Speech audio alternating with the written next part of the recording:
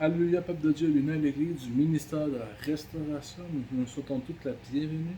Nous saluons tous les fidèles, tous ceux qui nous suivent en ligne. Soyez tous bénis. Je salue la sœur Jacqueline. Soyez bénis. Merci de nous suivre en ligne.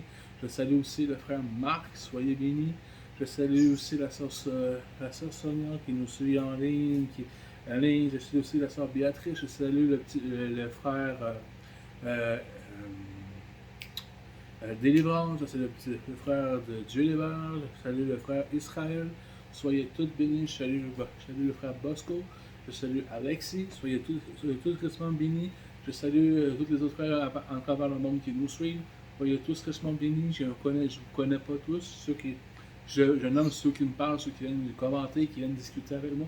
Soyez tous bénis. L'Église de la Restauration vous salue tous. Je vous remercie de bien vouloir. Liker, de commenter, de partager et de vous abonner afin de rien manquer. Je me présente, mon nom c'est Pasteur Julien Guindon, reconnu sous le nom de Chichi. Soyez tous la bienvenue à l'église du ministère de la Restauration.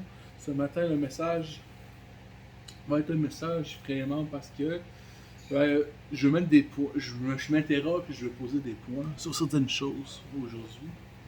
Et le point où je vais parler aujourd'hui, ça va être depuis quand être homophobe est rendu quelque chose de méchant, de mal. Et moi, sur mon point, c'est pas le titre de mon message, je sais pas comment amener le titre du message, c'est allons, ma force de parler, peut-être que je vais trouver le titre. Mais aujourd'hui, beaucoup de gens sont dans la. On dirait qu'on a changé le français, on a changé le latin, on a changé les mots. Parce qu'aujourd'hui, on va dire, ah, t'es homophobe, c'est comme si t'étais quelqu'un de méchant, c'est comme si t'étais quelqu'un de pas bien, de pas normal. Donc, oui, en fait, un homophobe, c'est quelqu'un qui souffre de phobie. C'est quelqu'un qui a une peur morbide. Donc, oui, c'est une personne qui est malade, qui souffre dans son esprit, en réalité. Mais la peur n'est pas de Dieu. Moi, personnellement, si tu me dis, ah, t'aimes pas, c'est pas que j'aime pas les gays. J'aime pas ce que la Bible dit, qu'est-ce qu'ils font. C'est tout. Moi, les personnes, je les aime, j'aime tout le monde. Je ne réunis pas tout le monde. Je ne tasse pas quelqu'un. Même, j'ai plusieurs amis qui sont homosexuels. J'ai des amis qui sont bi. Ma soeur est lesbienne. Donc, j'ai aucun problème avec ça. OK? Mais c'est ce que la parole de Dieu dit, c'est ce que la parole de Dieu dit. Et c'est ce que la parole de Dieu dit que ces choses-là, Dieu n'approuve pas, Dieu n'aime pas ces choses-là. C'est tout. C'est pas moi qui les dis, c'est Dieu qui le dit. Mais moi, je veux me remettre au point, c'est que, parce que je ne suis pas, moi je veux mettre très clairement au point, je ne suis pas homophobe. Parce que homophobe veut dire que j'ai peur des homosexuels. Et moi, je peux te garantir d'une chose, je n'ai aucune crainte des homosexuels. Que tu sois bi, que tu sois lesbienne, que tu sois gay, que tu sois bisexuel, transgenre, je n'ai aucune crainte de vous. Vous ne me faites pas peur, vous ne m'énervez pas, je ne veux pas changer de trottoir parce que je vais vous croiser sur une chose. Pas du tout. C'est le contraire. Comme je le dis, c'est même des amis qui sont. Mais moi, aujourd'hui, je veux comprendre une chose. Pourquoi est-ce qu'un mot aujourd'hui, c'est un signe d'une maladie, signifie qu'une peur, ce mot-là ne veut plus dire ces choses-là. Le mot homophobe, on va voir la définition du mot homophobe, ça veut dire personne qui ne veut pas s'approcher des gays. Ou qui rejette le mot, rejette ces personnes, rejette la chose. Rejeter, avoir peur et rejeter, c'est deux choses différentes. Donc, pourquoi est-ce que le mot phobe, on parle d'homophobie, le mot a changé concernant l'homophobie. Mais quand on va parler de gostrophobie, quand on va parler de négrophobie, il n'y a aucun. Le mot ne change pas. C'est des personnes qui ont peur de mort, des personnes qui ont peur de peur morbide de mort, un point de se garrocher. La gostrophobie. Regardez, moi, un jour, j'étais à la baignade avec des amis. On nageait, puis on est allé en dessous d'un pont. C'est pas un pont, mais c'est un quai. Et des fois, on voit ça sur les coins d'eau, comme des quais flottants. Puis, nous, on a décidé de s'amuser, puis d'aller en dessous du quai. Puis, il y avait de l'espace, on pouvait respirer, il n'y avait aucun problème. mais la hauteur qu'il y avait entre l'eau et on pourrait dire le quai, ça avait environ cette hauteur-là. Puis après ça, de largeur, avec les panneaux, le show. Et quand on est arrivé là, sur le coup, je vous explique, la profondeur de l'eau où on était, c'est environ 15-20 pieds de profondeur. Donc, tu ne touches pas à l'eau, tu ne peux pas toucher au fond. Il faut vraiment que tu nages. Et quand on est arrivé là, ben notre ami avec qui on avait été là, était claustrophobe. Et cette journée-là, j'ai failli mourir parce qu'elle était claustrophobe. Et je vais vous expliquer ce qui s'est passé. Peur morbide. Donc, un coup que la peur t'embarque, tu réfléchis plus, tu penses plus. Donc, nous, on est dans l'eau à 15 pieds sous terre avec du bois, avec, on pourrait dire, une planche de poids sur nos têtes. Là. Tu sais, fait que donc, on est comme ça. Et la fille, sans réfléchir, sans raisonner, directement, elle panique et commence à pleurer, elle commence à crier. Là, elle commence à expliquer qu'elle est claustrophobe, qu'elle a de la peur. Et là, la fille, en question, mon ami, m'agrippe comme ça. Et elle se tient vraiment de toutes ses forces. Si une personne t'agrippe de toutes tes forces comme ça, elle devient comme une pierre. Donc, tu as tout le poids de la personne sur toi. Donc, il faut que tu nages 3 fois plus fort pour pouvoir m'amener en dessous de l'eau. Et quand elle a fait ça, je vous rappelle qu'en dessous, il y a 15-20 pieds de profondeur. Donc, je ne peux pas toucher le fond. C'est pratiquement impossible quasiment de toucher le fond sans plonger. Donc, je vous imagine, elle se tient après moi, donc moi je me tiens comme ça pour ne pas couler au fond de l'eau. Donc, quand elle a eu la panique, elle ne réfléchit plus. Elle voulait sortir de là, et sa sorte d'espoir pour sortir de là, c'était moi. Puis elle s'est accrochée vraiment, elle m'a pu la mener comme ça, avec ses jambes aussi autour de ma tête comme ça. Je n'étais plus capable de bouger. Donc, quand j'ai réussi à la dégager, j'ai mis la main sur sa tête, puis je l'ai coulé dans le fond de l'eau. Puis je l'ai poussé. Elle a coulé, elle est sortie du bloc de bois. Donc, j'ai pas eu le choix de le faire, pas parce que je voulais la noyer ou quoi que ce soit. C'est la seule solution que j'avais pour faire ça, sinon je serais mort. Alors, on serait noyés tous les deux. Donc, on s'en est sorti quand même assez bien. Mais si j'aurais pas eu de réflexe, si j'aurais pas réfléchi, si j'aurais pas raisonné, ben aujourd'hui, je serais pas devant vous en train de vous parler de la phobie, qui vient du latin, qui veut dire peur, qui veut dire phobo, qui veut dire peur. Donc réellement aujourd'hui, c'est ce que je veux vraiment parler, c'est vraiment expliquer que mes frères et sœurs chrétiens, vous n'êtes pas des problèmes, vous n'êtes pas des personnes qui sont fous, vous n'êtes pas des personnes pas normales, vous n'êtes pas, excusez-moi l'expression, mais des personnes qui sont méchantes, des personnes, ben, si c'est le cas, que elle mettons que tu serais homophobe. Homophobe, ça veut dire la peur des homosexuels, la peur de choses. Si tu serais homophobe, ça veut dire que tu as peur, tu as une crainte. Donc ça veut dire que tu es malade. Donc comment est-ce que ça se fait que le fait que tu sois malade fait de toi une mauvaise personne?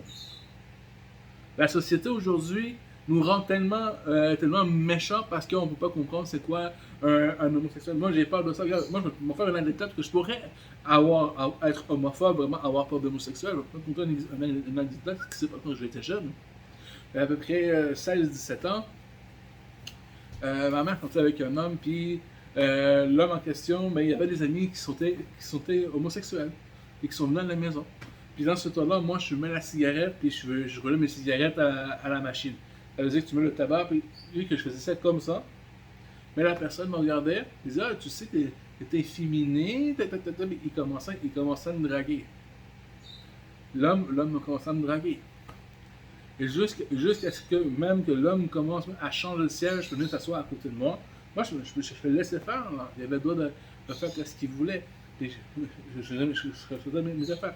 Jusqu'au jour où il commence à mettre sa main sur ma cuisse et à essayer de montrer dans mon entrejambe. Vous voyez, et même mon frère aussi s'est fait draguer. Mon frère, je ne sais pas s'il a vécu cette expérience-là, qu'il s'est fait toucher sûrement pas, parce que mon frère, je pense qu'il l'aurait tué, le gars. Mais, moi, c'est ce que j'ai vécu. J'ai dit, oh là, tu vas me dire, ça va pas faire à me toucher. Et c'est ce qui s'est produit. Moi, personnellement, j'ai eu une mauvaise expérience, j'ai eu un mauvais contact avec des homosexuels. Est-ce que ça veut dire pour autant que je déteste les homosexuels parce qu'il y a un événement comme ça? Non. Pas parce que, comme j'ai dit, j'ai des amis qui sont gays. Mais frères et sœurs en Christ, aujourd'hui, je veux vraiment vous encourager, vous fortifier, à vous dire que vous n'êtes pas des personnes méchantes parce que vous voulez suivre la volonté de Dieu. C'est une question de liberté, de croyance. La Constitution du Canada nous dit qu'on a le droit à notre opinion, à notre façon de penser, à notre façon de croyance religieuse, à notre façon politique. Nous avons la liberté d'expression qu'on appelle la charte et les droits et les libertés. Donc, frères dans le Seigneur, je veux juste vous dire que vous n'êtes pas des personnes méchantes ou pas bien parce que vous prêchez l'Évangile. Parce que vous osez vous affirmer. Aujourd'hui, moi, je mets les mots clairs au point aujourd'hui parce que je trouve pas ça correct. Je trouve pas ça juste que moindrement que tu as un problème. Regardez, il y a des personnes vraiment méchantes moi j'ai vu des personnes s'embrasser puis t'arrives deux homosexuels. Je témoigne et j'ai pris leur parti, j'ai défendu. Parce que j'ai trouvé ça méchant ce qui s'est passé. Je vous explique.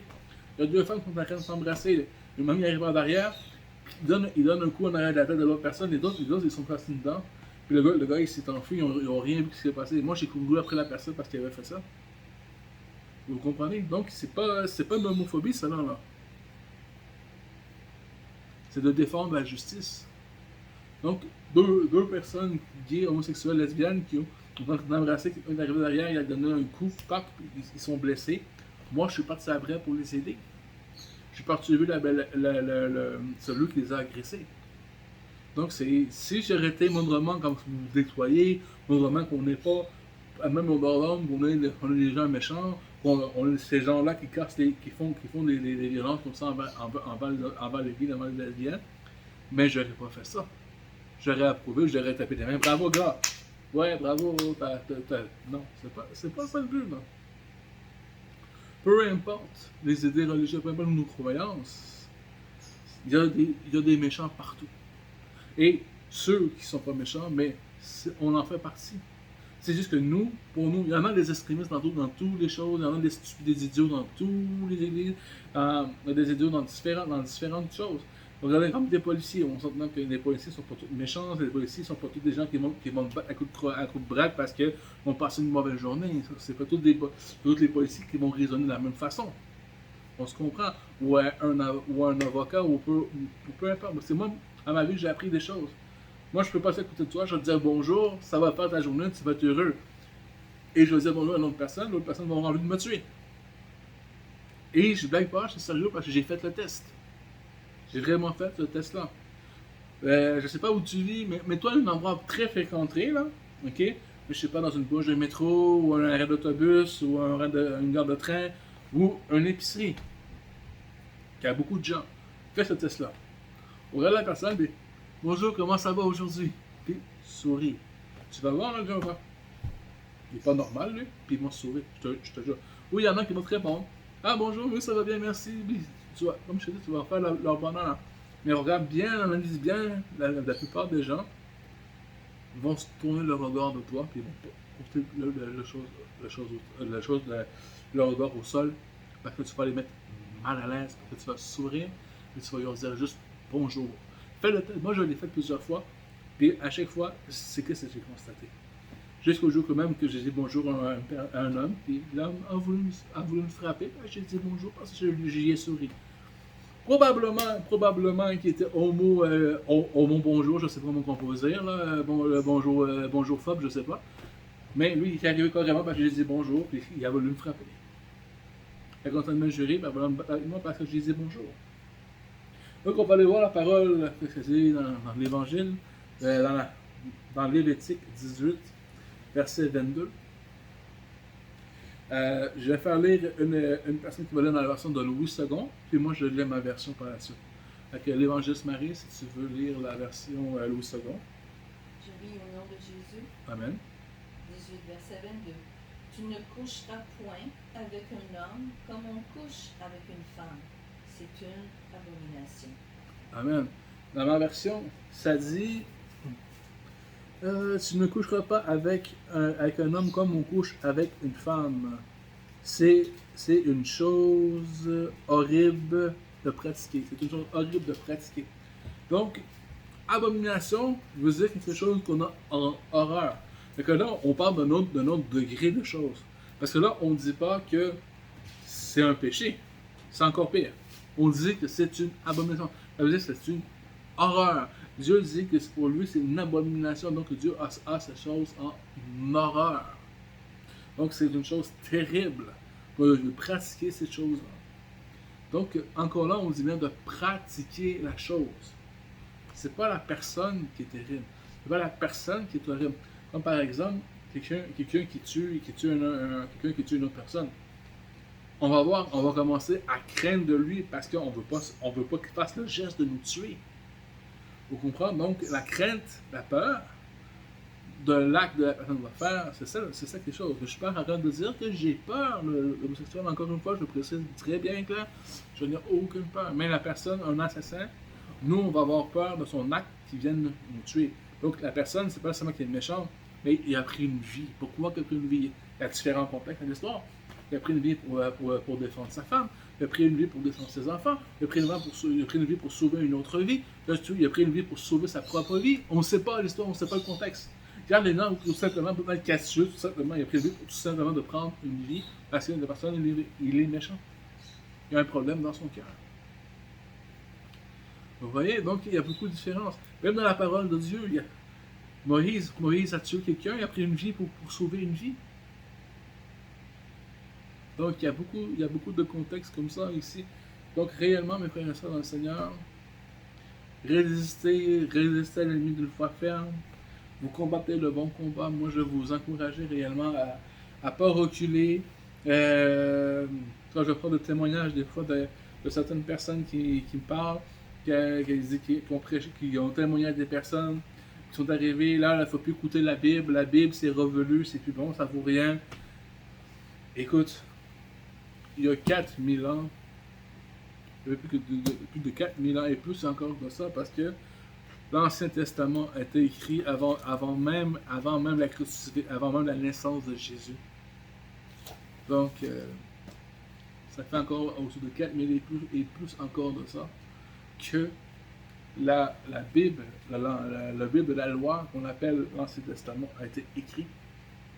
Et que Jésus, lui, quand il est venu, aujourd'hui, 2000 ans, est venu accomplir ce qui a été prophétisé, a été mis comme loi, puis lui, il l'a accompli en tant que souverain, en tant que roi des rois, Seigneur des seigneurs, le premier et le dernier. T'as beau croire ce que tu veux, t'as beau dire ce que tu veux, tu n'échapperas pas au jugement de Dieu. Tu veux suivre, tu ne suis pas, c'est comme tu veux, c'est ton choix. Et c'est ça que la chose qui est merveilleuse ici, c'est qu'on a le choix. Tu as le choix de faire ce que tu veux dans ta vie. Mais plus tard, c'est toi qui vas rendre des comptes. Il y en a beaucoup de gens qui en ont rien à foutre. Ils disent, bah, c'est des histoires. Ça a été inventé parce qu'il manquait de... Comment on disait ça? Il disait que la Bible était, ce point-là dans la parole de Dieu a été inventé parce qu'il manquait de population. Donc le gouvernement ne voulait plus que les hommes soient avec des hommes, les femmes avec des femmes pour pouvoir reproduire la population pour qu'il y ait plus d'habitants, plus de vie humaine sur Terre, parce que la vie humaine est en train de s'éteindre. Moi, personnellement, cette explication-là, je la trouve tellement stupide et pour vrai, moi, j'embarque pas dans cette idéologie-là. Ça marche pas. Pour moi, ça ne fonctionne pas. Crois ce que tu veux. C'est comme dans les heures, le Big Bang. Crois au Big Bang si tu veux. Moi, aujourd'hui encore, dans le royaume, dans les cieux, dans l'espace, il y a encore des explosions qui se produisent. Pourquoi est-ce qu'il n'y a pas d'autres planètes qui se reproduisent? Pourquoi le système de notre vie qu'on a, nous, ne se reproduit pas? Pourquoi à chaque jour, il y a des explosions? Si tu prends un briquet, tu viens de rentrer une détentation et tu viens de créer une explosion. Pourquoi est-ce que ça ne change pas aujourd'hui? Écoute, moi je ne crois pas qu'un seul microbe sur le souche a évolué, qui a créé tout le monde que tu vis aujourd'hui, que un seul microbe sur le souche a créé l'univers au complet, toutes les espèces de chiens, toutes les espèces de chats, les espèces de primates, de parthasiens, de crustacés, toutes les autres les espèces de fleurs, d'insectes, d'animaux, peu importe. Je ne crois pas qu'un seul site ou souche a pu produire une telle chose. Ah, moi je crois aux extraterrestres. Gloire à Dieu, mon frère, moi aussi je crois aux extraterrestres. Mais c'est pas parce que je crois aux extraterrestres que ça veut dire que Dieu n'existe pas. C'est pas parce que je crois aux extraterrestres que ça veut dire que Dieu n'a pas créé le monde, que Dieu n'a pas créé l'univers, que Dieu n'a pas fait ces choses. Amen. Donc, il faut vraiment comprendre qu'il y a une différence fondamentale entre la croyance et la parole de Dieu et ce que nous pensons. Je sais que le message que je suis en train de dire va en ébranler plus d'un. Il y en a qui le suivent, qui sont pas chrétiens, qui sont pas croyants, qui vont entendre ces choses-là, puis ça va probablement les choquer, ou vont tout simplement ignorer ce que je vais dire. Mais la parole de Dieu, c'est la parole de Dieu, la vérité, c'est la vérité, et la vérité, c'est Jésus-Christ. Amen. Et moi, je ne vais pas me retenir de dire la vérité. Parce que pour déplaire à certains, pour froisser l'orgueil de quelqu'un. Je suis désolé, mais je suis pas comme ça. J'ai fait le tour. Je crois que je peux pas aller vraiment plus loin que ça. Que le Seigneur vous bénisse. Rappelez-vous réellement que, comme j'ai dit encore une fois, j'ai pas de message, j'ai pas de titre précis. Juste comprendre pourquoi est-ce que juste me questionner ce matin, puis de m'interroger, de vous interroger à la question que je me pose ce matin. Pourquoi est-ce qu'un mot a été changé pour quelque chose? Parce que le mot phobie veut dire peur morbide. Donc, peur morbide, ça veut dire que tu es prêt même à te tuer, enlever ta vie ou la vie des autres pour pouvoir confronter cette peur-là. Donc, il y en a qui ont peur des araignées, il y en a qui ont peur des chiens, il y en a qui ont peur des oiseaux, il y en a qui ont peur des souris. Et tellement morbide qu'ils ne réalisent même pas qu'ils vont peut-être tuer une personne parce qu'ils ne veulent pas avoir la souris les approches ou des choses. Ils vont juste mettre leur propre vie en danger, puis la vie d'un autre, puis de l'autre personne, juste parce qu'ils ne veulent pas rentrer en contact. Pourquoi est-ce que c'est différent quand on parle de l'homophobie?